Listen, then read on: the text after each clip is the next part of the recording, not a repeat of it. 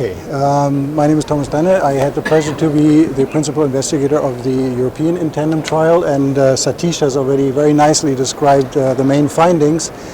I really want to now focus on two issues. As you might be aware, patient-related outcomes were also significantly positive, and to just try to make the point that glycemic swings, time and range, the new beyond A1C measure, is very, very important in terms what the patient in his daily life feels. So continuous glucose monitoring allows us to look at that. Number two, we have a dual inhibitor, and the SGLT1, which acts locally in the intestine, should, if the mechanism of action does what it is supposed to do, improve postprandials and make it particularly interesting for type 1 diabetes. So we had to pool both trials together to get a significant amount of people with the CGM subgroup. So this is in tandem 1, the American and the European together. You can see here the baseline characteristics. They are basically very much comparable to the whole group.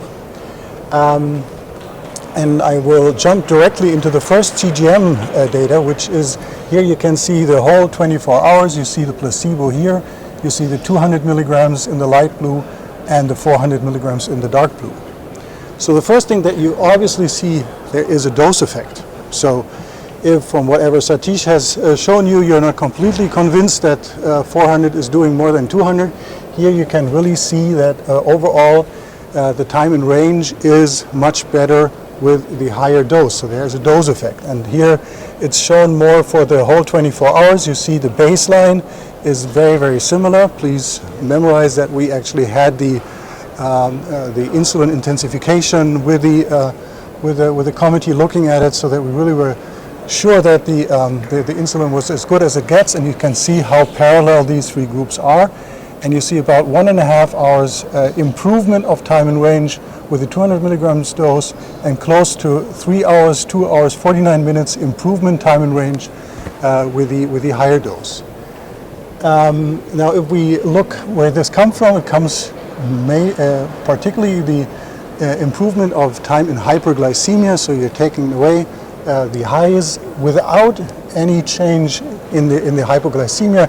Actually, you actually see a numerical improvement in hypoglycemia. So, but in no case a worsening, although you're improving A1C, although you're lowering the average glucose. So this, I think, explains very much why the patients like the drug so much, because it takes away you have 3 more good hours in range. That's meaningful in my mind.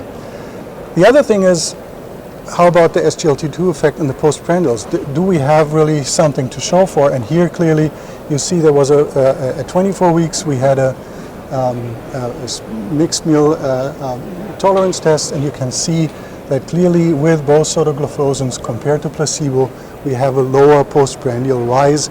So I would guess this is very likely to be due to the SGLT1 effect. So I'll close it here. I think those are, and here you can also see the glycemic variability data better with sotagliflozin.